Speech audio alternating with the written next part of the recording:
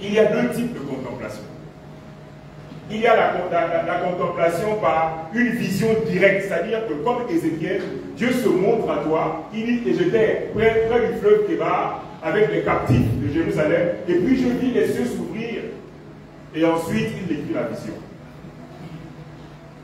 Ça c'est une partie de la contemplation par vision, c'est-à-dire que Dieu t'ouvre les yeux spirituellement et tu vois l'au-delà, tu vois le monde spirituel, et après il t'explique.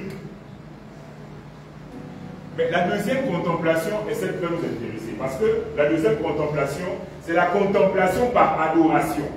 C'est-à-dire la contemplation par la pénétration des mystères de la parole et par la prière.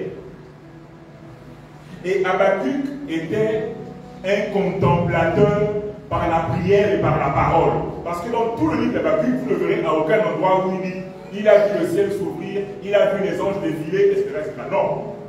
C'est par la prière qu'il va recevoir les mystères. C'est par la contemplation de la parole qu'il va recevoir les mystères.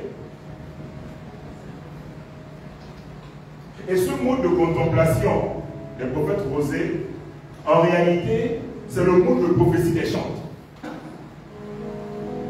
Parce que les chantes sont des contemplations par adoration. C'est pendant que tu chantes que tu contemples.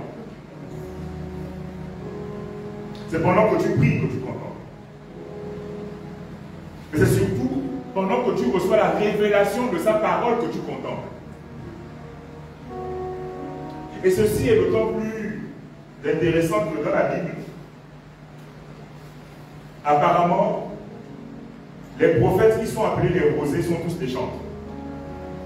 Bon, excepté un, Gad, le prophète Gad. Mais à part Habakkuk et Gad,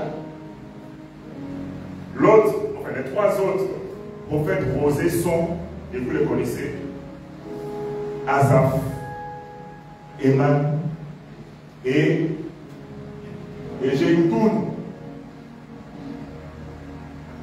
Il y a donc 5 prophètes officiels qu'on appelle des rosés dans la Bible.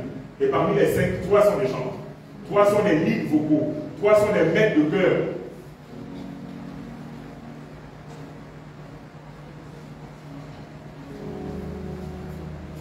Ça nous instruit parce que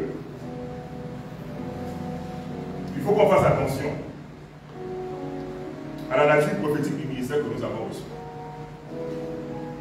Parce que la prophétie des chantres est une prophétie de contemplation et la contemplation par la parole et par la prière. Ça veut donc dire que tout chante qui ne prie pas et qui ne médite pas la parole de Dieu est disqualifié au mode de louange que la Bible agrée.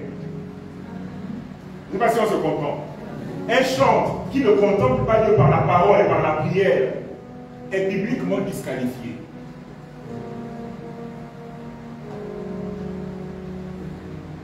Pourquoi? Parce que les 3 premiers maîtres de chante étaient les prophètes. Déjà. Et comme on l'a dit hier, le ministère a été créé par l'école prophétique de Samuel.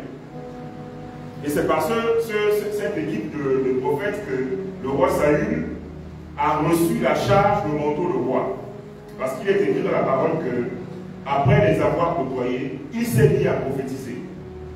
Et on dit de cette troupe de prophètes qu'il prophétisait en s'accompagnant de la guitare, de la flûte et de la harpe.